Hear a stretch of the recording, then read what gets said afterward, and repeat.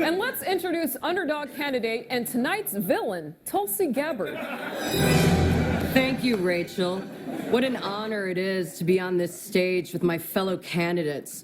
I want you to know that I smell your fear and it makes me stronger.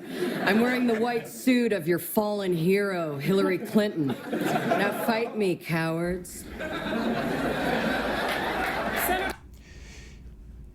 I found this to be hilarious. This very specific Saturday Night Live clip was actually pretty good. Now, the reason I found this to be hilarious, and if I was Tulsi Gabbard, I would look at that and aloha. Because ultimately, it's getting at a truth. It's a joke, but there's a honesty in that joke.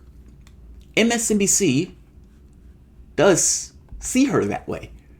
The Democratic Party does see her that way, and MSNBC is just a propaganda outlet for the Democratic Party. There's an honesty in that joke. Now, the catch is, they have smeared her relentlessly. Hillary Clinton comes out and says the woman is a Russian plant. The media treats it as if it's a real thing. Tulsi Gabbard slams her back like nobody's business and goes up in the polls because of such. And that was after a debate performance that wasn't all that great. But Hillary Clinton did Tulsi Gabbard a favor. And those people who dislike Hillary Clinton, those people who found Tulsi Gabbard for the first time, popped her up in the polls. And she got on that debate stage, to the chagrin of one top-tier candidate, Kamala Harris, who, for the most part, is at this point being cannibalized. To get this across a little bit more, this is what took place at the debate. This is Steve Schmidt. At the end of the debate where she slammed Pete Buttigieg, slammed him, ate him alive, called him a coward for all intents and purposes. She gets out here and she's talking to Chris Matthews, and listen to what Steve Schmidt says. And again, these are people who are on MSNBC. They're just the mouthpiece for what the Democratic Party, for all intents and purposes, thinks. And for that matter, whatever the Democratic Party thinks, that network, for the most part, does not trail that far behind listeners. This is slanderous. This woman, I thought your performance was dishonest. I think your positions are extreme. And one question I would have for you is, why did you go to Syria to meet Bashar al-Assad? What was the intent of your visit there? And why were you so dishonest with regard to the mayor, insisting that he called for plans to invade Mexico, which of course he did not? Now, first, Buttigieg did talk about military intervention into Mexico, talking about our military fighting drug cartels. So that did happen. She wasn't wrong on that point. Her positions being extreme. Well, I think your positions are extreme. For the most part, this is the guy who supported John McCain, who left-leaning MSNBC now has sitting on the stoop and is given a platform. Schmidt backed McCain against Obama. If you remember, McCain is, for the most part, a warmonger's warmonger. McCain wanted to bomb places that even the military didn't necessarily want to bomb. And just because he didn't particularly like torture, because he himself was tortured on the other issues of war, John McCain was a warmonger's warmonger. Schmidt backed that warmonger. No issue here. They don't consider that extreme at all. It is extreme from the standpoint of bombing actually does murder people. Schmidt, if you also remember, introduced Sarah Palin into our current politics.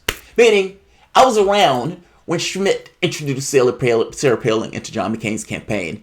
That woman was dumb as a box of rocks. She knew nothing. And they had to try to bring her up to date and was never able to do such a thing.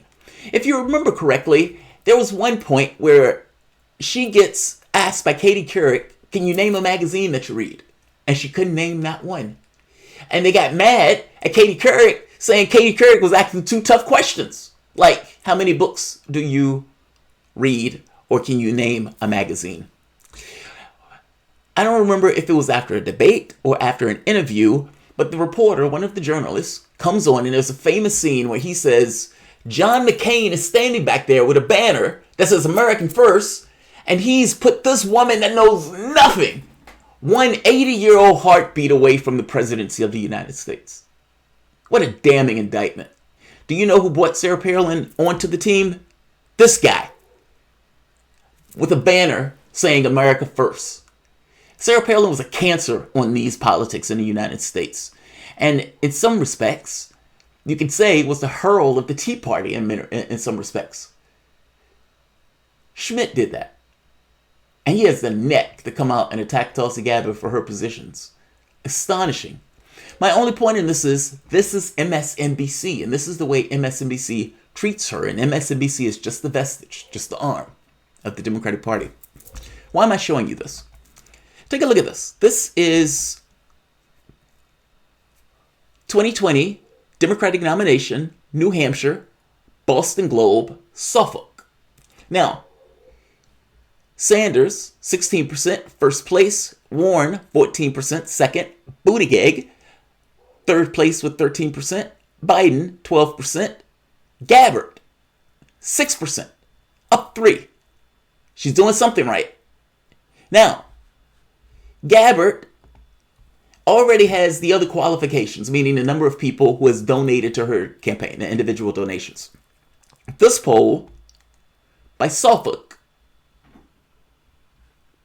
should have been the qualifying poll because it got 6%.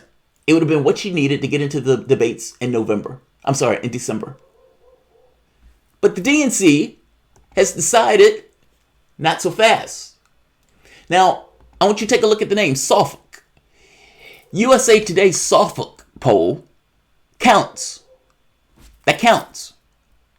But the DNC is saying, despite this being the exact same polling agency, that because it's the Boston Globe, that it doesn't count. You heard that right. Suffolk is counted by the DNC. It's accepted. But they accept it, they're trying to say, when it's USA Today. When Boston Globe does it, they're trying to say that, no, despite the fact that this is the same polling agency, this poll will not be accepted. So instead of Gabbard qualifying with 6% in this, the DNC is just wiping it away. Now, I have a question, because this brings problems, right? I mean, supposedly the Boston Globe is owned by New York Times, which has qualifying polls, but put that to the side. And I don't know there's a flat fact, so put that in caveats. That needs to be fact-checked. Why should it matter who pays for the poll? Think about that for the moment. Why should that matter? And what does that mean? So if USA Today pays for a poll, it gets different results than if Boston Globe pays for the poll? Is that true? And if that is true, doesn't that bespeak of other problems? I mean, ultimately, if I go to a pollster and I say, hey, go get me a poll and get it from New Hampshire. They go, they get the poll, they bring it back, they give me the results. Great. Somebody else goes and pays them and they come back and their methodology is different because they're getting paid by a different source. Are you telling me that Boston Globe is not an acceptable source for New Hampshire, but USA Today is? And why should there be a difference whether it's the USA Today or Boston Globe? Do you think the methodology is going to change according to who pays for the poll? The DNC is shafting Tulsi Gabbard on this. And I'm going to give you her response. But the DNC is non-transparent on this process. And it is unclear why the USA Today is accepted, but Boston Globe is not. And they've said, for the most part, no explanation as to why that would be. Welcome to the Soapbox.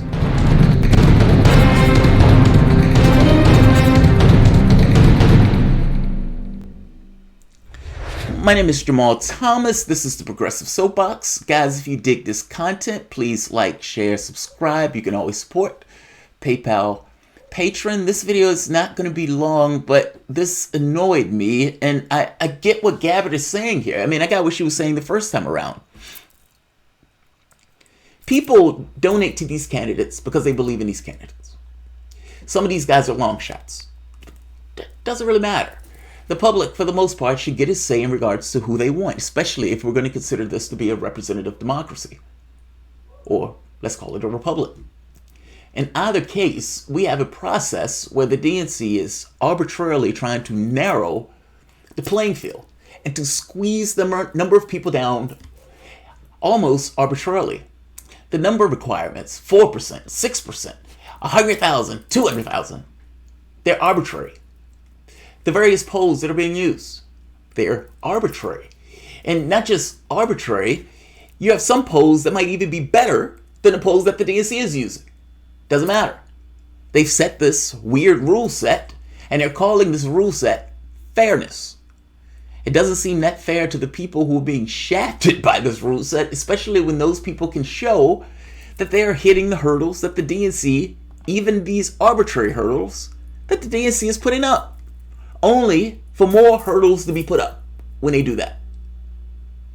If you're somebody who's donating to Tulsi Gabbard, you may be pretty pissed right now.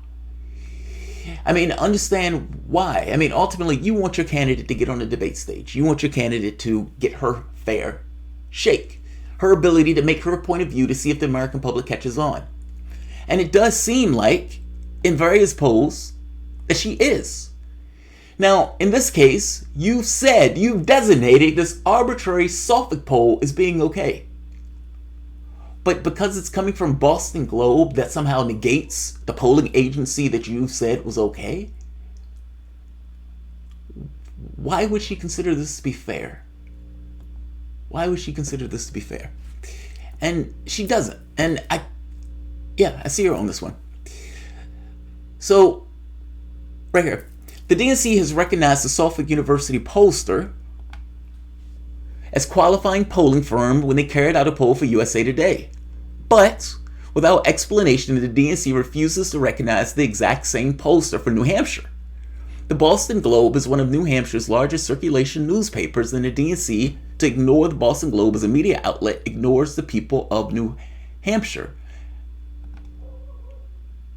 I mean, is it really ignoring the people of New Hampshire? I mean, I guess I'm asking, if the pollster is good for the USA Today, is the pollster doing something fundamentally different for Boston Globe? And if so, why? Meaning, it shouldn't matter that it's coming from USA Today from the standpoint of paying for it. If it even came from the Boston Globe, if it's the same pollster, the poll looked like it would still keep the same, I guess you could say, qualifying tint. It's just weird. It's as if they're saying a poll from one being paid by one comes out with different results than one paid by somebody else. This is Gabbard. Again, this is another example of the DNC being arbitrary and inconsistent. New Hampshire is the first in the nation presidential primary, but the DNC has not shown its voters the respect they deserve, Gabbard said. The Boston Globe is the largest newspaper in New Hampshire. The pollster the Globe uses is recognized by the DNC for other media outlets. There's no reason the DNC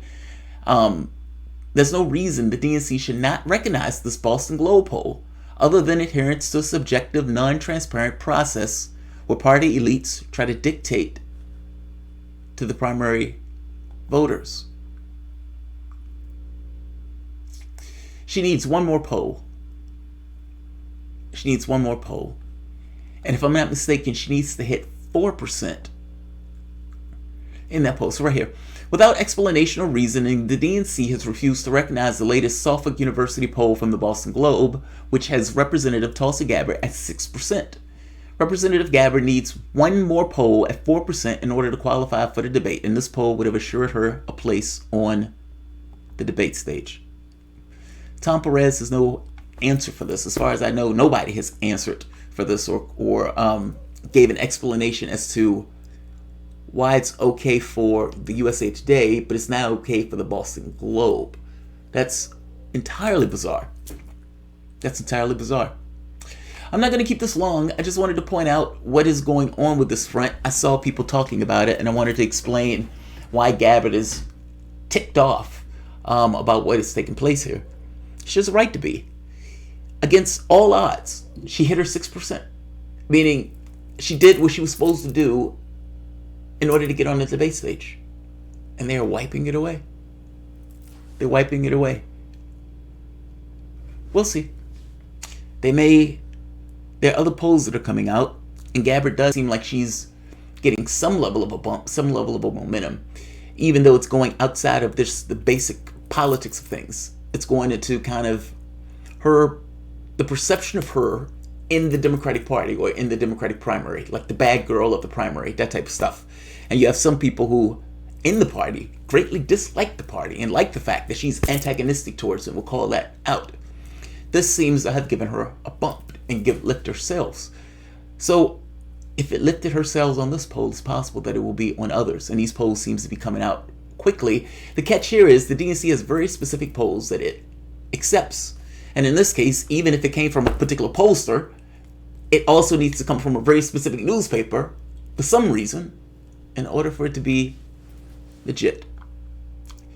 I'll leave it here. Like, share, subscribe. Thanks all.